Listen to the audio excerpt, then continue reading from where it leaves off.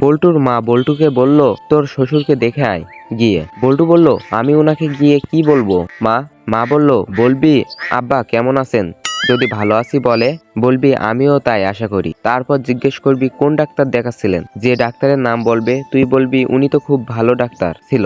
তারপর জিজ্ঞেস করবি আপনি সুস্থ হবেন কবে, যেদিনের কথা বলবে তুই বলবি সেই দিন আমি। আসসালামু আলাইকুম, আপনি কি ক্যানভা প্রো খুঁজতেছেন? তাহলে দেরি কেন?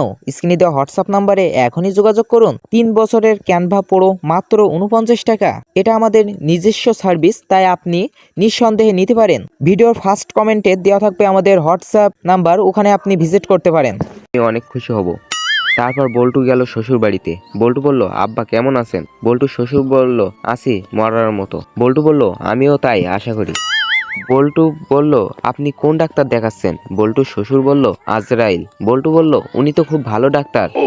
আব্বা আপনি সুস্থ হবেন কবে?